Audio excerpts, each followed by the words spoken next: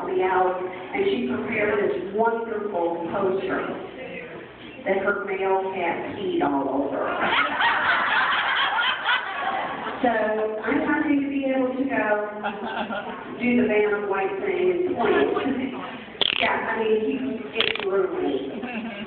He's not here either. No, he's still alive though. We're thinking of the USDA and APHIS, okay? What this is about, and I'm pulling this all off the top of my head at this moment because we had this nice poster for it that was going to line everything out for me. APHIS is what I would call the enforcement branch of the USDA. They're the stormtroopers, okay? They're the ones who make sure that everybody who is licensed through the USDA dots their I's, crosses their T's, okay? The USDA, to tighten up on things, or to close a loophole, as it were, and in their infinite wisdom, we decided that the internet is not a good thing for us to be selling our kittens by, because, well, people can't come and see them. They can't walk into our place of business. In the past, and currently, we are exempt from the USDA rules and regulations because we're considered the equivalent of pet shops, okay? And so we don't have to be licensed. They want to change the definition of pet shop to include breeders such as us, such as we are. My English is not doing real well right now. So their guise of tightening things up is to say, okay,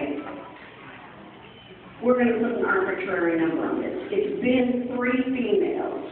You have to be licensed if you have 3 females. Well, we're going to be nice and we're going to up it to 4. Okay. Now, anybody knows that if you have a really viable working, breeding program, you're going to have more than 4 females. So guess what? You're going to have to be licensed. But you think, okay, well, if I let people come into my house to buy the kittens, then that'll be okay. Sure, that'll be fine, except for the fact that they also said that if you gross, capital letters, G-R-O-S-S, $500 a year from the sale of a cat or kitten or what have you, then you're also going to have to be licensed. Okay. It's gross. Gross. It's not net. $500. You sell one kitten, you made too much. Now, back in the 70s, in the 80s, I know most of us were selling kittens for, pet kittens for like $100 or $150, but things have changed. And I don't know anybody who just makes grosses $500 a year. So what this means is even if you are a small breeder, like I am, I have 3 breeding females. Okay, I can come under that. I can come into the radar. No, I advertise on the internet. And because I have a breed that is not as plentiful as other breeds, people from outside my state contact me, outside the country. Same thing for y'all. They contact me. So if I sell one kitten via the internet, because they cannot come to my home and see the conditions that my kitten raised in, I have to be licensed by the USDA. Well, what does that mean? That means that according to what they have proposed, and we have sites that you can go to on the internet, we have information you can take with you, because I'm only touching on the tip of the iceberg.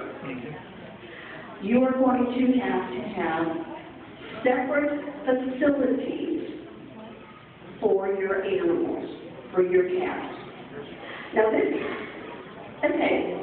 is if you were talking, if you have 4 or more breeding females, or make $500 a month, a year, selling animals, or you sell your cats via the internet. Anyway, if you want to, if you're going to be like, hey, I'll meet you halfway and bring the kitten to you. Bingo. You have to be licensed. What if you bring kittens to a cat show and want to sell them there? Hey, you have to be licensed. If you advertise in magazines and people call you because of your ads in the magazine, boom. You have to be licensed. You can have 1 breeding female and you still have to be licensed. What they're proposing is more appropriate for raising and showing dogs. They're saying they want, what is it, runs? Yes. Right. Runs, like kennels. Impermeable walls, floors, a drain for each unit. And runs. Now, I mean, how many of us are going to have runs for our cats? We will not be able to raise our kittens in our bedrooms or underfoot. They, too, will have to be raised in a facility that is separate from where your other cats are. And they can only be exposed to the mothers until they're what? Is it 4 months old? 4 months old and they're no longer allowed to be with the mother. Yeah, after 4 months they can't be with the mother. Yeah. They have to be moved to themselves. This is just absolutely ridiculous. And I know some of you are not on TICA members. I know you're not on South Central or whatever your regional list is, because this is up in all over those lists. And it's called, and people are talking about the APHIS proposed rule change. If you've been ignoring that, shame on you. It's time to wake up. Our hobby is at stake. And I don't know if y'all know that much about the Humane Society in the United States. They have all these wonderful commercials on TV, donate to us, and, we'll send you a picture of a kitten that's currently, in our facility. They don't have facilities. They are a lobbying group, unregistered, by the way. And it is their goal. And I used to believe in HSUF, okay? Until I read more and dug deeper and found out about them. It is their goal to permanently eliminate purebred breeders of cats, dogs, rabbits, gerbils, horses, cattle, anything. And they're blaming us for the overpopulation in the shelters and rescues. They're breeding us as purebred breeders. Yes, there are. I don't want to say puppy mills when I'm going to say that, because everybody's used to that term. There are puppy mills, there are kitten mills, and yes, they need to be straightened out. But what APHIS is doing, what USDA is doing by this proposed rule change is basically painting everybody with a clean brush. And don't think that because you're a small breeder that you are going to fly under the radar. They're going to go after the large puppy mills first. They're going to go after the, if you will, kitten mills next. But then they're going to come after us. And for one complaint, oh, and by the way, did you know that the HSUS has a bounty out? They're paying, they have offered $5,000 to anybody who reports a breeder regardless of whether or not you're not doing things right, there's a bounty on our heads. And this is a very similar tactic if you go back in your history regarding World War II and some of the things that went on there. There were bounties out on people, and they were turned in for the reward. So the same tactics are being used by HSUS. So what can we do? We need to, we have several things up here. First of all, we have a handout that this is really appropriate to give to your pet buyers, okay? But it's also good for you to read. And it has two websites on the back. One of them is tika.org. The other one is SAOVA, which is sports. I can never remember it. But anyway, it's an advocacy group. And they have a website where you can submit your comments. So it goes to APHIS, and it also goes to leaders in Congress. Annie has a website to find out who your representative is in Congress and who your senator is, because Congress holds the purse strings, okay? There's also up here, I typed up a letter that I've been sending out to all my friends, family, pet buyers. If you want to take it and use it, fine. There's also a link on here that you can send them to, which is more oriented to pet buyers and pet owners. And just for your curiosity, I printed out the form on how to become licensed.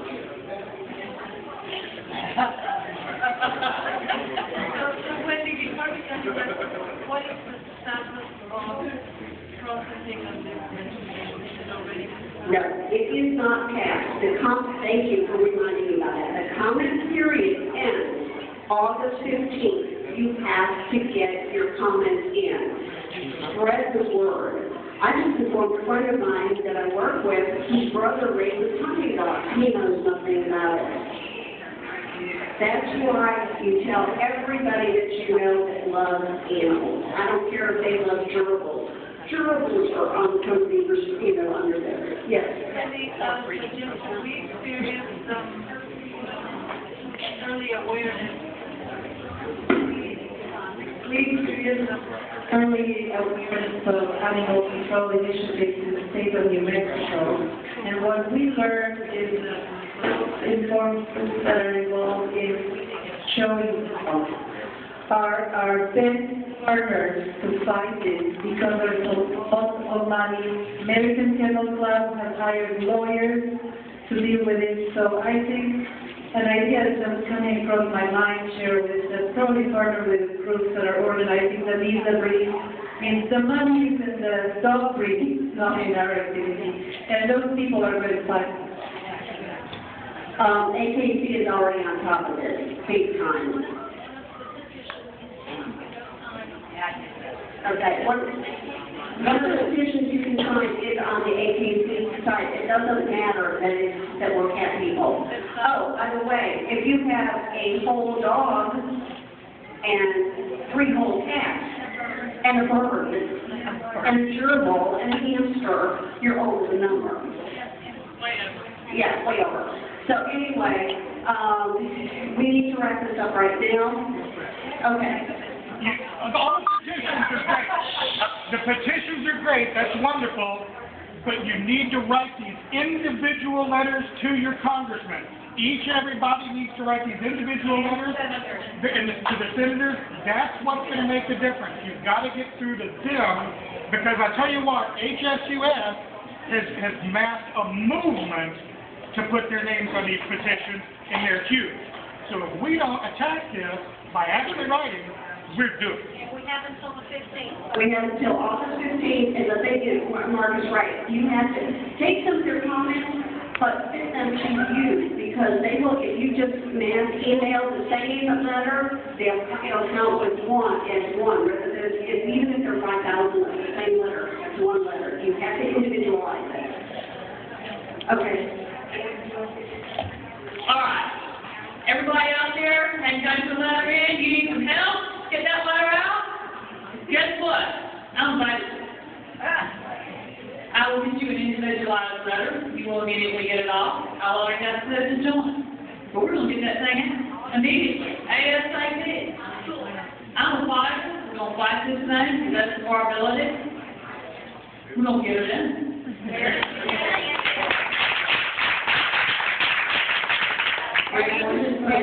After the show's over, you know, we want to keep going. Meet with Ann. She's got the letters. And we have flyers. Come up to the front line. Yeah.